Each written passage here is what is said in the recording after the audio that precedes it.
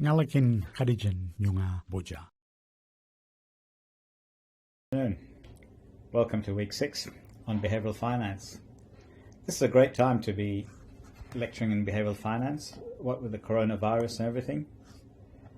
And so I'm going to use today's lecture to talk a little bit about coronavirus and the links to behavioral finance, but I think the lessons you'll learn here will be relevant for much more than just analyzing the coronavirus, but more than even analyzing investments. I find that the insights from behavioral finance useful in many different contexts. But let's start with the first question. And the question that we'll be addressing today is, how relevant are emotions in finance? And to put this into context, we have here a graph showing the moves on the S&P ASX index over the past 5 sessions. And this is from yesterday, and it says the ASX drops 2% as the US becomes epicenter. That's the US becomes the epicenter of the coronavirus. And we see here that the Australian share market extended its wild swings for a 6th straight session. So it's gone up and down, and the question is, what's been driving those ups and downs? Is there some kind of rational reason that we can, or some economically driven reasons why the stock market has gone up and down so wildly, as perhaps more new information has come in? Or is this driven mainly by emotions, the emotions? It could be the emotions. For instance, here we have, and this is in your readings, James Stewart, a finance reporter for the New York Times, and he reports on his experience recently. He says, "I became a disciplined investor over 40 years. The virus broke me in 40 days. He says, "I've survived, even prospered through 4 stock market crashes, but nothing prepared me for this." Clearly, it seems like James couldn't have managed his emotions in response to the coronavirus, or the impact of the coronavirus on the stock market. And what we find here from Investopedia is it's essential for individual investors to manage the behavioral impulses of emotional buying and selling that can come from following the market's ups and downs. Indeed, investors seem to have a knack for piling into investments at market tops and selling at the bottom, because it's not uncommon to get entangled in media hype or fear, buying investments at peaks and selling during the valleys of the cycle. So clearly, there's a clear implication here that if you can control your emotions, you can be a better investor. And in fact, this is a claim that's perhaps endorsed by Robert Shiller, who says, Robert Shiller, the Nobel Prize winner, who says, why markets always panic much more than they should.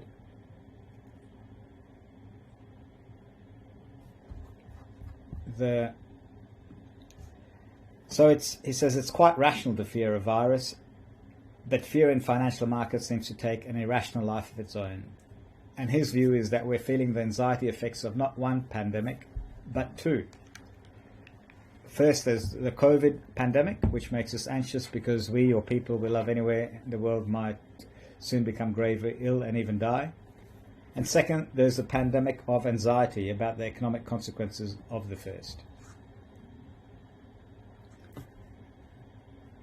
But, in some ways it seems to make sense, because you would expect the share market, given that the economy has been effectively put into hibernation as a result of the virus, then you might expect to have the share market drop. But Schiller's point is, maybe the drop of such magnitude is more than is reasonable to expect. And he points out that a contagion of financial anxiety works differently than a contagion of disease. It is fueled in part by people noticing others' lack of confidence, reflected in price declines, and others' emotional reaction to declines. So his view is that it's stories that drive this. A negative bubble in the share market occurs when people see prices falling, and when trying to discover why, start amplifying stories that explain the decline. Then prices fall on subsequent days, and again and again. That seems fine, but if you look at the graph that we've just seen a moment ago, notice it's not just a continual decline, but it's an ups and downs. So if it's a story, it's unclear what kind of story would be driving it. But still, maybe it is a story. Maybe it's a story that changes. So the question we're going to address today is, or the issue we're going to address is, how do we get an analytical grip on the emotional drivers of our behavior? That is, how can we make use of this insight that emotions have something to do with how we react to things? How can we know when our emotions are guiding us accurately? And how can we behave, and what can we base our behavior other than on emotions? Because as my colleague, Winthrop Professor Colin MacLeod, one of the most renowned professors at UWA, certainly one of the most highly cited professors at UWA, he's a professor of psychology, says, emotions shape nearly everything we do. They are the key to everything, from the smallest daily decision about what to wear to the biggest life-altering decisions, such as the choice of a life partner. It is the emotional sentiment of international communities more than the collective rationalities that drives, for example, whether share prices soar or the stock market crashes. So here you have it from one of UWA's, indeed Australia's most eminent scientists, this notion that what drives the share market are the emotions. And indeed, this is represented in popular imagery as well. So here we have Hopkins, who's clearly come to his boss, standing there beside his boss. He had an idea, but as we can see from the graph and the profits, which went down and down, it didn't appear to be successful. So his boss is saying, well, Hopkins, it would appear that your gut feel was only indigestion. But, you know, we laugh, well, I laughed, but there is something, what we think is, there's a closer link between our emotions and our feelings and what our gut feel or our physical reaction than you might expect. For instance, George Soros, one of the world's most famous hedge fund investors, says, my father will sit down and give you theories to explain why he does this or that. But, I mean, you know, the reason he changes position of the market or whatever is because his back is killing me. It has nothing to do with the reason. He literally goes into spasm, and it's this early warning sign.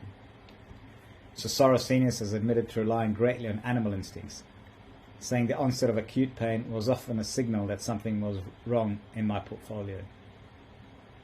This can seem like mystic mumbo-jumbo, but there's a way of reconciling what Soros might feel, his gut instincts or his back instincts, with a fairly rational explanation. And that is, in a lot of occasions, we're taking information, we're absorbing it. And if you're an expert, you will often notice things. And because you're so used to noticing things in that environment, you'll be picking them up unconsciously, and your brain will be processing this unconsciously. And when something goes wrong, there'll be a trigger inside of you, which is your brain operating, and it's a bit subconscious, which will alert you. And this might manifest, as in George Soros' case, with a backache or something else that makes you more alert than usual. This is a quite common occurrence, and in fact, Malcolm Gladwell, in his best-selling book Blink, which is a very easy read if you haven't come across this now, talks about this effect. He talks about how people make decisions in the blink of an eyelid. And oftentimes, these are experts. They'll know that something is wrong. They can't articulate the reasons why, but all their experiences leads them to believe that something is wrong or right or whatever. But they come to make a judgment, and it happens in an instinct. So, but beyond that, there is this idea that our actions are ultimately driven by our emotions. Our emotions drive our desires. And famously, David Hume, a Scottish philosopher from the 18th century, said, reason is and ought only to be the slave of the passions, and can never pretend to any other office than to serve and obey him. What this means is, what he's pointing out is that in terms of what people want and why they react, in terms of their values and desires, we can't bring a higher judgment. Our emotions ultimately are the ultimate arbiters of what is right or wrong. So as he put it quite starkly, it is not contrary to reason. In other words, you're behaving quite rationally if you prefer the destruction of the whole world to the scratching of my finger. People might quibble with you about the way whether that's a right weighing up of preferences, but actually they can't say you're being irrational. If you do prefer the destruction of the whole world to the scratching, to your finger being scratched, if you'd rather the whole world was destroyed before your finger was scratched, that's your values. That's what you prefer. You can't be accused of being irrational. You can be accused of having a misplaced set of values, but you're not irrational necessarily. And it's this dates way back beyond Hume, so back to the Romans and the Latins. There's a famous saying about matters of taste: there can be no dispute. In a more common context, you can see or in a more pertinent context, you can see this phenomenon of the dominatrixes who control men where it really hurts, their wallets. So one example of a dominatrix is Mistress Harley, who markets herself as a tech dom. She makes a living as a kind of specialized kind of financial dominatrix. She makes men pay for her, so she connects with them via the internet, and then they pay over an agreed salary or a sum of money, and typically there's no physical contact at all. Basically, they get a kick out of giving her their money in return for being dominated. My point here is that we might find this odd, but we can't find this irrational. That's what they prefer to do. So this is the reason I bring this up, is that this phenomenon, behavior, we just can't call all things that we don't understand or feelings, values that we don't share irrational. And again, in an investment context, we see something that, again, I find odd, but it's not necessarily irrational. William Palmer, he created something called Dogecoin when he was 26, and he fired off a jokey tweet and decided to make a reality by creating a new cryptocurrency. It was a joke. He said, my whole point of Dogecoin was taking a jab at all those alternative coins that were coming on the scene, like initial coin offerings are today, and basically making a cash grab. The point is, this joke took on its life of its own, and about 2 years ago it reached a value of 2.4 billion. Now the total value of Dogecoin on the internet, if you look it up, it's 244 million. So it's a bit of a come down, but still 244 million to value something that has no intrinsic value or anything, or no particular use, is quite remarkable. So why is all this relevant? Because I was thinking about this, and there was this article in the Financial Review which said, which made a point of view you don't hear often. I think a lot more people think about this rather than have actually stated this. But here we have John Roscombe, who said, to control the spread of a dangerous virus that as yet has taken 24 lives in this country, 25 million Australians have been placed under indefinite house arrest, children's playgrounds are locked and patrolled by security guards, and the police fly drones over beaches and park.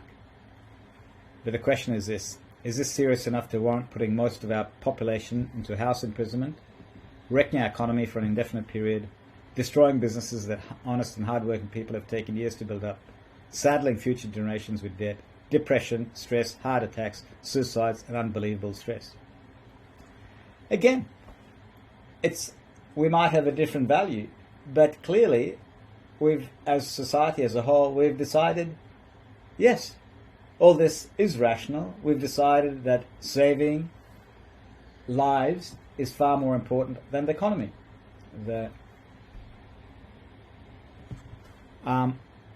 And here we see that from The Economist. It says that government lockdowns in 11 countries are estimated to already saved 60,000 lives. That's a lot. 60,000 lives is a huge number of lives. But by the same token, the extents that we've gone to actually control this is quite remarkable. And it's actually, and this is kind of understating the potential, I accept this, but we see that, to put these figures into context, there are other diseases, for example, neglected tropical diseases, which can result in disabilities, disfigurement, impaired childhood growth, which afflict worldwide about 2 million people every year. And up to 500,000 deaths and up to 57 million disability-adjusted life years have been attributed annually to neglected tropical diseases. Something like an expenditure of a couple of billion would be able to eradicate this, but that's why they're called neglected. We haven't decided to make these choices to eradicate them. So again, it's our emotions that decide where we will do our investment. For whatever reasons, we've decided, and I think, just to be clear, I think for my emotions, my judgment is that the government, etc., have made the right choice over here. But I simply want to make the point that it's very difficult, even though our emotions decide where we place our values, it's difficult to identify the particular basis for us choosing one or the other set of values. What's interesting is that the Chicago School, the Chicago Business School, and for those, something that you might not know is that the University of Chicago Economics Department exerts outsized influence. It's a very influential business school, in particular the Department of Economics there.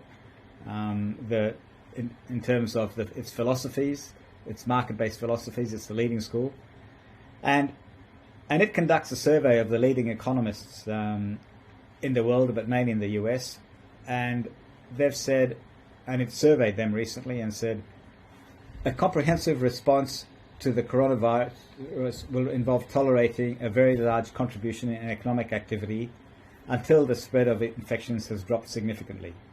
And it's asked these eminent economists, do you agree or don't you agree? And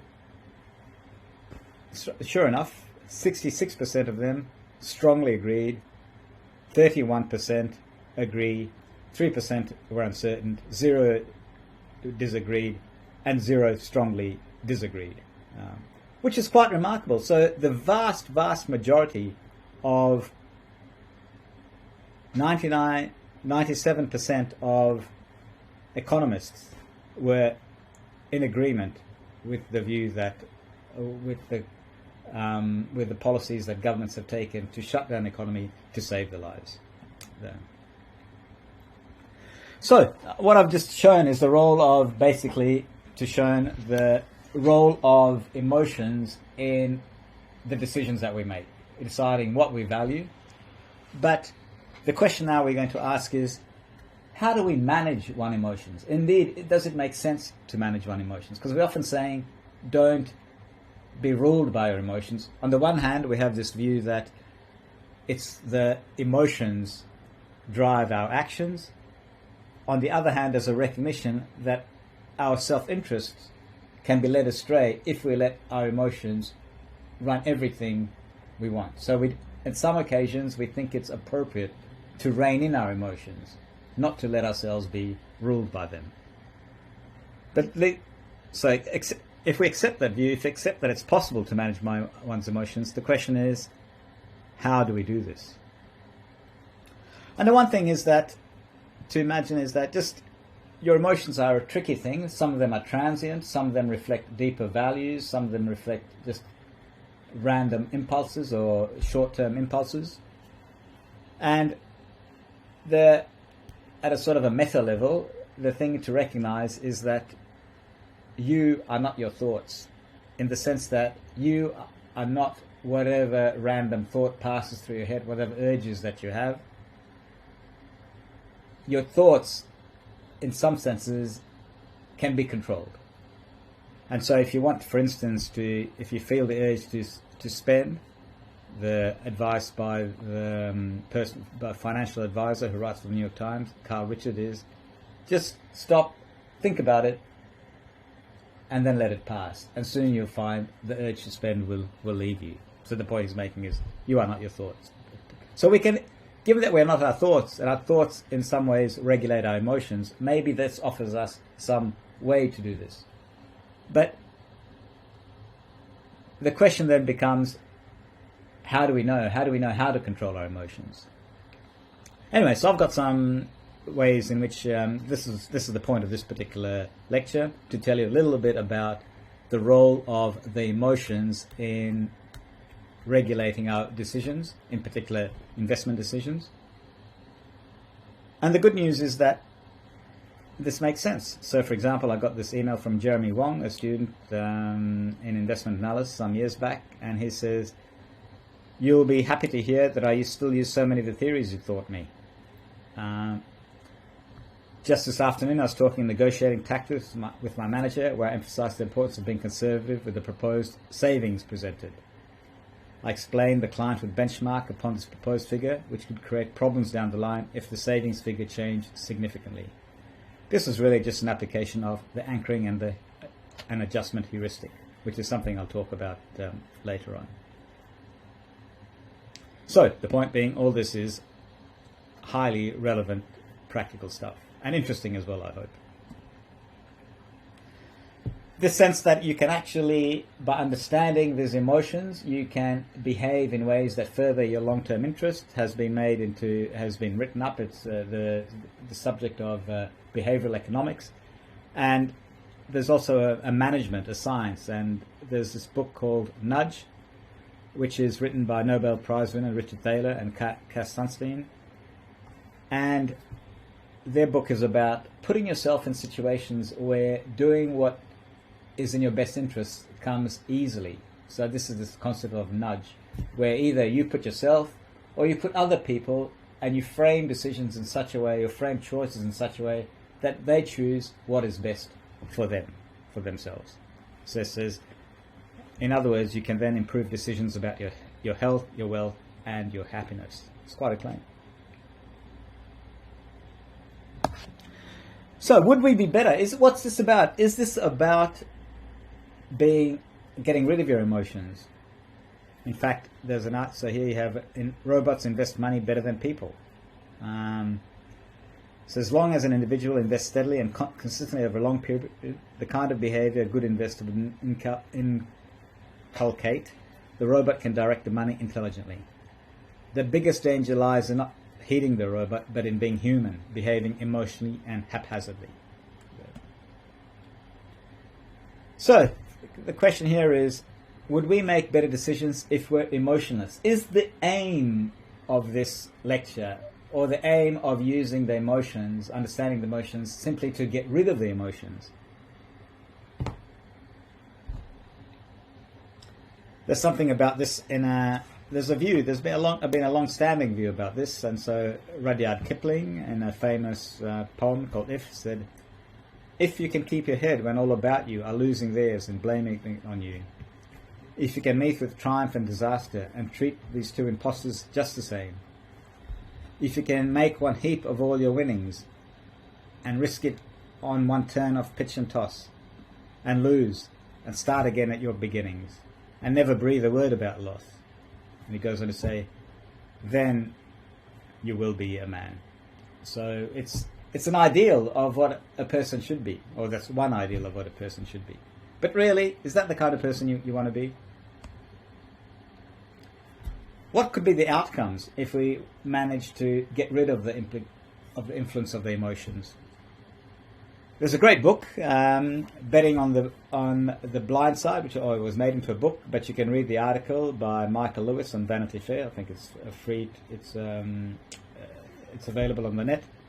And he talks about Michael Burry, a medical doctor who got bored with his medical studies, and indeed, in the time when he was operating, he would take some time off during his break to go and study the stock market. And he said, His nature is not to have friends. I'm happy in my own head. So why the focus? Why is Dr. Michael Burry important? Why did Michael Lewis write about him? He wrote about him because Dr. Burry was one of the few people to identify that the housing market in the US was way overvalued. This was at a time when many other people thought that it was rationally priced, but he did the figures, he looked down at it, and because he was emotionless, because he was not so affected by the crowd, by the narrative, he was able to see more clearly where the true, if inverted value of the company was in cash flow terms of the houses, and he thought, this is overvalued, and this will eventually come down. And indeed, he made some money out of that. So, in terms of this, relating Dr. Burry's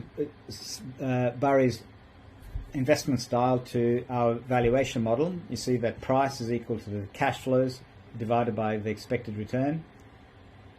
So, value investors, so these are people who focus on the long term, they focus on the numerator, the net cash flow. They don't care much about expected return, which is influenced by the market sentiment. But don't forget, a change in expected return in the discount rate can have a significant effect on price. Now, most people aren't as confident about their estimates of value as they like to think they are. They're influenced by others. And this is where, if you're not influenced by others, you can be better off. So, and then Dr. Burry is one of these people. He says, my nature is not to have friends. He concluded years ago. I'm happy in my own head. He said, Warren Buffett was too popular for me. I won't ever be a kindly grandfather figure. So the question is, in terms of investing, do you really think you can be, or even want to be, like Michael Burry?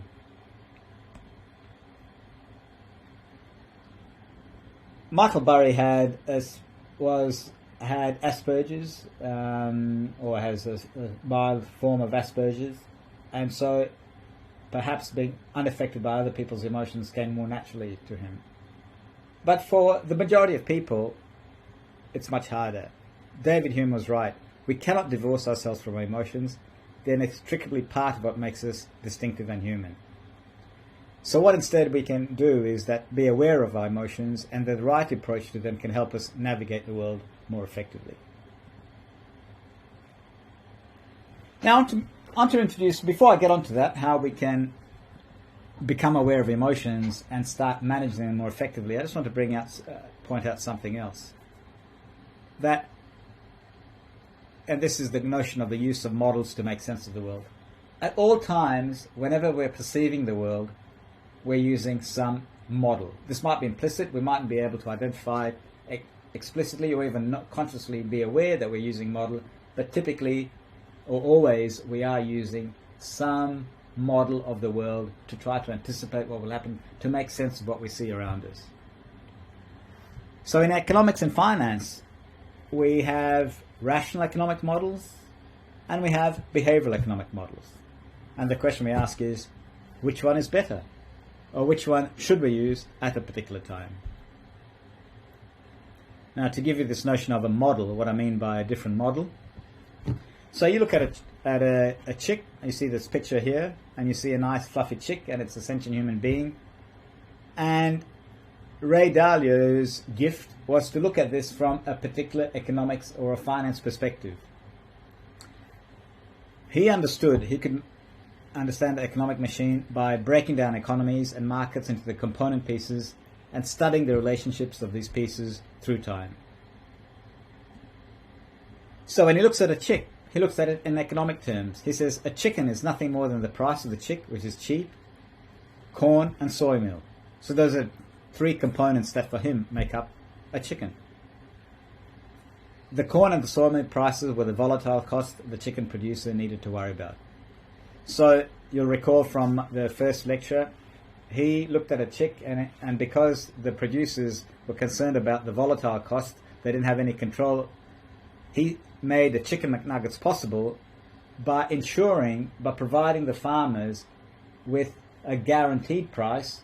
So he bore the cost of the volatility in the prices, He took on the risks and guaranteed the farmer that they had a fixed price that they could rely on, and that therefore they could go on and do what they did best, which is grow the chickens for McDonald's without worrying about changes in the price of corn and soy meal, which they could do nothing about. And that's what made the chicken McNuggets possible, because otherwise, without that guarantee of the corn and soy meal, the farmers wouldn't be producing enough chicks to make the chicken McNuggets possible. But my point here is that Ray Dalio looked at the chicken in terms of its economic, in economic terms. He had an economic model of the chicken.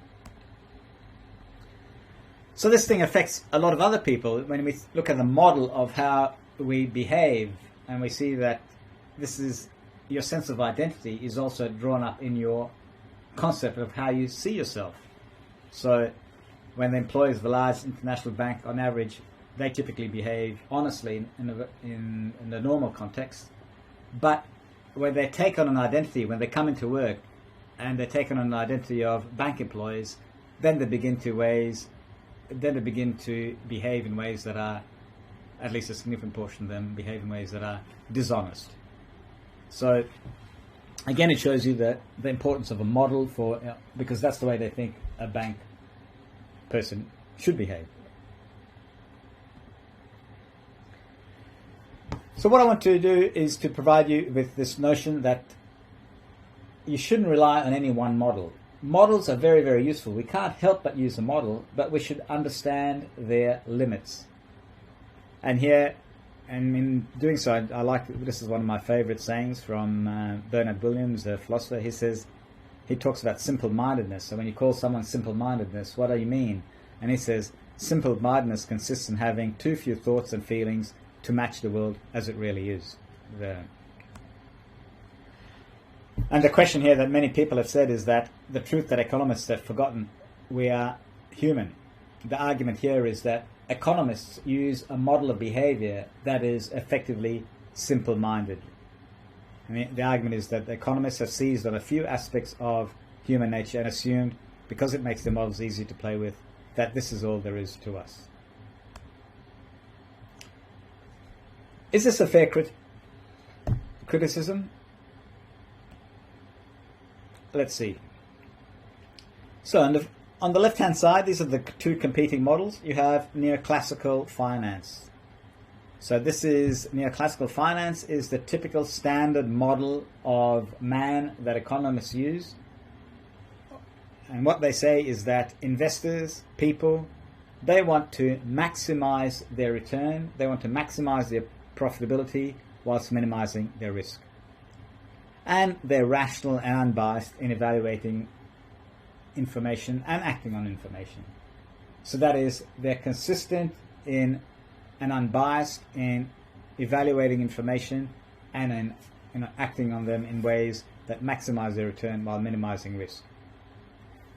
Behavioral. So notice that this is a fairly Spartan model. There's not much going on here. It's a very spare model of man and the way people behave. It has no place for love or biases or anything like that. It says that on average this is how people behave. Then you have a much more descriptively rich model of behavior, which is behavioral finance, which uses psychology and economics to explain investor behavior. This is a far more descriptively detailed model of investors, because it takes concepts from psychology and economics to explain investor behavior. Now, funny enough, you would think that most people would think that the behavioral finance, because it's richer, is the one that wins. And in fact, you have quite competing, these are competing perspectives, and you have different champions. So you have the champion of rational theory, which is Eugene Farmer, and his contemporary at the University of Chicago, his colleague at the University of Chicago, is Richard Thaler, who's the behavioral finance guru. They play golf together, but and here they're saying, Richard Thaler is saying, and he said this for some time now, over 20 years back, he says, I predict in the not too distant future the term behavioral finance will be correctly viewed as a redundant phrase. What kind of finance is there? Well, he said this in 1999, and we still talk about finance, and we also talk about behavioral finance. So in fact, his view hasn't come yet to pass.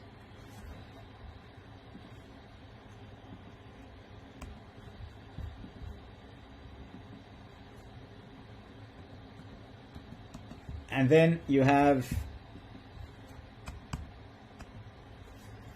on the other hand, you have Eugene Farmer, who says behavioral economists like Thaler haven't really established anything in more than 20 years of research.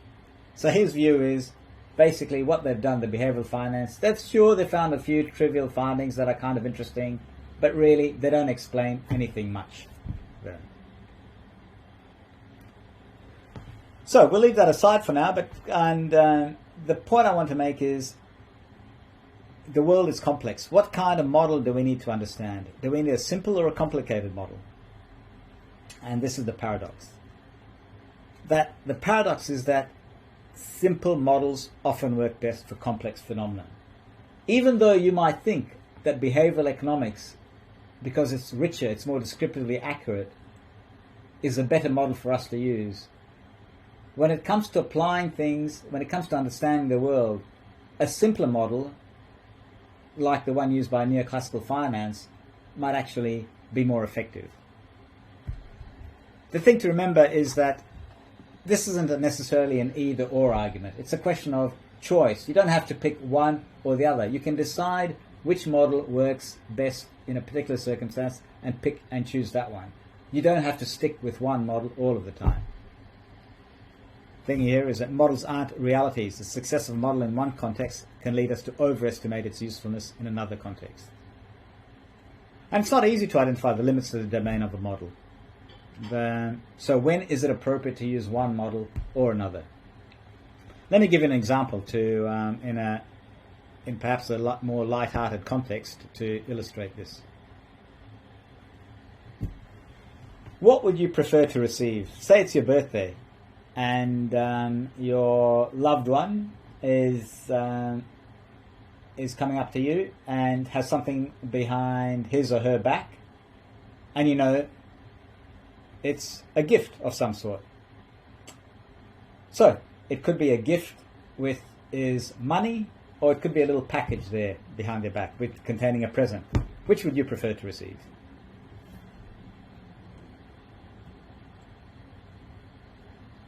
What's the view of a rational economist?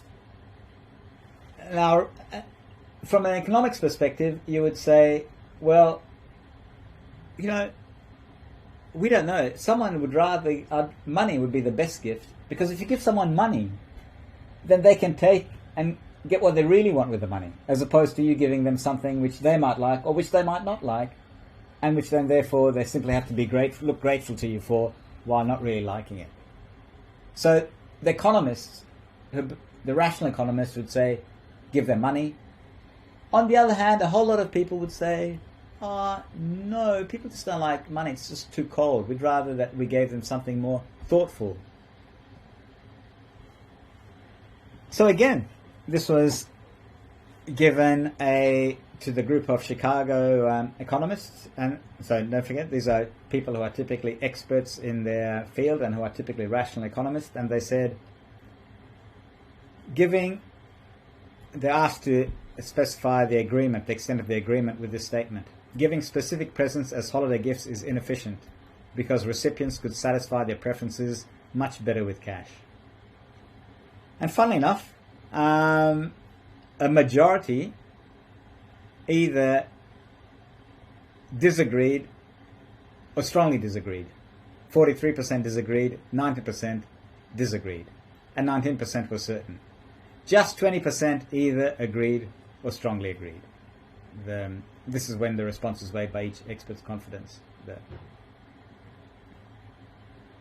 It's actually it turns out to be an interesting question. When you go to, and it's partly determined by culture, so that the most traditional gift in India for wedding guests to give is money. So this is while gifts of cash are sometimes considered bad form by Western standards, in Indian culture, money is thought to be the most thoughtful and considered gift for a couple just starting their lives together. So it depends on which model you use. Clearly, Indians seem to be, in this context at least, rational economists. Now, think like rational economists. But it can be difficult, so you can have a culture clash. And here's an example of a culture clash where a couple, it seems likely a US couple, they received a wedding gift from a couple from India who now live in the States with the words, "No box gifts." So the invitation comes from friends in our close Indian community. We're deciding to give a present in a gift bag instead of cash, as we're uncomfortable with offering cash. Notice they've been told quite explicitly, or maybe a little bit elliptically, but nevertheless quite straightforwardly, there are no box gifts. In other words, give cash. And yet they want to give a gift rather than cash. And they ask, are we rude not to give cash? So our research shows that while gift givers think they're being more thoughtful by picking out expensive gifts, the recipients don't appreciate the hefty price tags. So experiments show that the price of a gift matters more to the giver than to the recipient.